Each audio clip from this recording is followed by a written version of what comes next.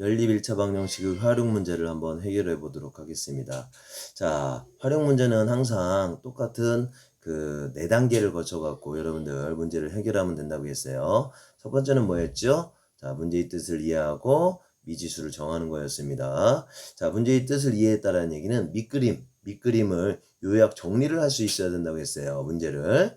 자, 두 번째는 뭐가 있다고 했죠? 자, 식을 세워야 되겠습니다. 지금 연립 1차 방정식 단원이기 때문에 연립 1차 방정식을 세울 수 있어야 되겠고요. 세 번째는 여러분들 연립 1차 방정식을 풀 수 있어야 되겠습니다. 자, 가감법과 대입법을 이용해서 풀 수 있으면 되겠고요. 네 번째는 마지막으로 해결한 그 미지수 값이 문제의 뜻에 맞는지 대입해 봄으로써 여러분들 확인해보는 그런 과정을 거치면 되겠어요.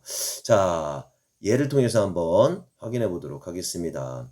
자, 자전거를 타는데 1분에 4kcal가 소모가 된다고 했고요. 줄넘기를 했을 때 1분에 9kcal가 소모가 된다고 했습니다.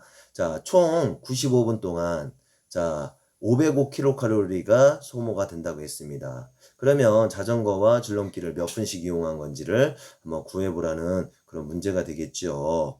자, 이때 우리는 자 칠판을 이용해서 한번 확인해 보도록 하겠습니다. 자, 문제의 뜻을 한번 요약하고 정리하는 그러한 시간이 필요하다고 했습니다. 자, 그러면 자, 이렇게 표로 한번 만들어 볼 수 있도록 그렇게 할 거예요. 자, 그래서 자, 자전거를 이용하고 그 다음에 줄넘기를 이용한다고 했죠. 그 다음에 중요한 게 뭐였습니까? 걸린 시간이었어요. 그리고 뭐였어요? 소요되는 열량이었습니다. 그래서 자, 시간 단위는 어떻게 되는 거였죠? 분 단위가 되었죠. 그런데 알아야 몰라요? 자, 몰라요. 그러니까 X분, Y분 이렇게 놓는 거죠. 자전거를 이용한 시간이 몇 분인지 모르니까 X분, 줄넘기를 이용한 시간이 몇 분인지 모르니까 Y분 이렇게 미지수로 놓는 겁니다. 그 다음에 1분 동안 소요된 열량이 있겠죠. 열량의 단위는 뭐였어요? 자, 그렇죠. 킬로칼로리였죠. 자, 그랬을 때 주어졌죠. 문제에서 4kcal와 9kcal라고 주어졌습니다. 4와 9 이렇게 숫자로만 표현하면 되겠죠. 왜냐하면 열량의 단위는 일치가 된 상태니까요. 자, 그런데 지금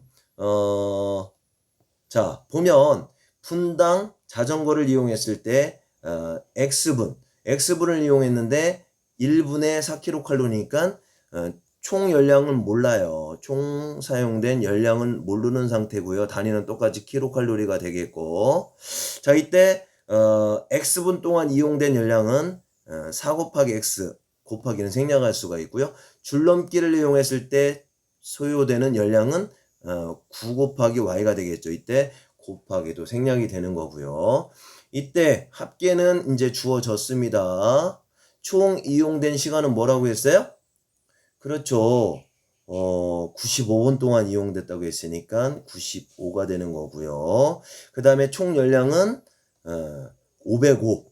그렇죠? 505kcal가 소모가 됐다고 했습니다. 그래서 여기서 우리는 자, 여기서 자전거를 이용한 시간과 줄넘기를 이용한 시간을 더해봤더니만 95분으로서 단위는 똑같이 일치하니까 이렇게 첫 번째 식이 나오고요. 총 열량, 자전거를 이용한 총 열량이 4x, 줄넘기를 이용했을 때의 총 열량이 9y니까 이걸 더한 것이 505가 된다라고 해서 열량을 이용해서 결국은 식이 하나가 또 나왔다라는 것을 알 수 있습니다. 이렇게 해서 식이 한 개, 1번식, 식이 2번식 두 개가 나와서요. 이것을 이렇게 연립 방정식을 세울 수가 있는 겁니다. 가운데 있는 것은 주어진 조건이 되는 거고요. 그걸 이용해서 만들어진 식은 1번식과 2번식이 되는 것을 알 수가 있겠네요.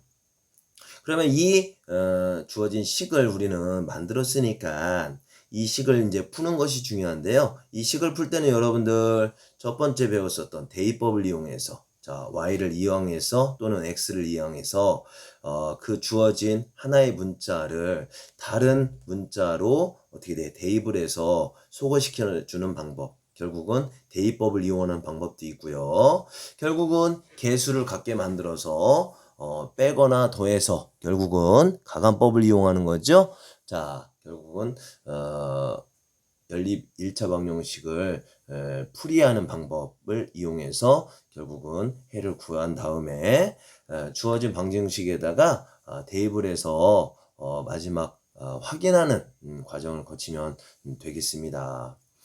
자, 이렇게 해서 우리는 주어진 문제를 한번 해결해 봤고요. 자, 다음으로 예제 5번 문제를 한번 보도록 하겠습니다. 자, 예제 5번을 보면 선원의 반 학생은 25명이 체험학습을 가기 위해서 버스를 탔는데 총 금액이 19,400원이 나왔대요. 이때 버스 요금을 지불을 하는데 교통카드를 지불하는 경우가 있습니다. 720원이고요. 버스를 지불하면 1,000원이 된대요. 그때 교통카드와 현금으로 지불한 학생 수는 각각 몇 명인지를 한번 구해보는 문제였습니다. 자, 이 문제를 해결하려면 또 여러분들이 자, 밑그림을 한번 그려봐야 된다고 했죠? 자, 밑그림을 그리기 위해서 한번 표로 한번 나타내 보도록 하겠습니다. 자, 이렇게 해서 표로 한번 나타내 보도록 할 거예요. 자, 그러면 어떻게 되는 겁니까? 일단 교통카드를 이용하는 방법, 그 다음에 현금을 이용하는 방법 두 가지가 있죠. 교통카드 이용, 현금을 이용하는 방법 이렇게 있습니다. 학생 수를 모르니까 X, Y 이렇게 놓아야 되겠죠. 학생 수, 이때의 단위는 명 이렇게 되겠죠. 그죠? 자, 한번 같이 한번 볼까요? 총 학생 수가 25명이라고 했어요. 그래서 25명 이렇게 우리는 놓을 수가 있고요. 그 다음에 자, 1인당 버스 요금은 자, 교통카드를 지불할 때 720원, 자, 720원, 현금을 지불할 때 1,000원 이렇게 된다고 했어요. 교통카드가 더 저렴하네요. 그래서 1인당 가격이 되겠죠. 이때의 단위는 원이 되겠죠. 그렇죠? 그런데 1인당 가격과 학생 수가 나왔는데 그때 X명이 이용했을 때의 총 가격은 모르죠? 총 가격을 구해봐야 되겠습니다. 이때는 우리는 곱하기가 이용이 된다고 했죠. 그래서 720원이 X명이 탔을 때는 720 곱하기 X 곱하기는 생략할 수가 있는 겁니다. 그 다음에 현금을 이용했을 때는 Y명이 1,000원씩 이용했을 때는 1,000 곱하기 Y 이렇게 이용이 되겠죠. 자, 그런데 총 금액은 19,400원이 나온다고 했습니다. 총 합계가 이제 만들어질 텐데요. 이때 19,400원이라는 돈이 나오게 되는 것을 알 수 있습니다. 그럼 여기서 우리는 어떻게 할 수가 있냐면 학생 수를 다 더하면 총 25명이 되는 거, 그리고 각각의 총 가격을 더하면 총 금액인 19,400원이 되는 것을 확인할 수가 있겠습니다. 그래서 1번식과 2번식이 만들어지고요. 두 식을 묶으면 연립 방정식이 만들어져서 결국은 식을 만들어낼 수가 있다는 것을 알 수 있습니다. 이 식을 풀 때도 마찬가지로 대입법을 이용하든 여러분들이 가간법을 이용해서 해를 구한 다음에 그 구한 해를 직접 XY에다가 각각 대입을 해서 이것이 맞는지 확인하는 과정을 거친 다음에 여러분들이 답을 얻어내면 되는 것을 알 수가 있겠습니다.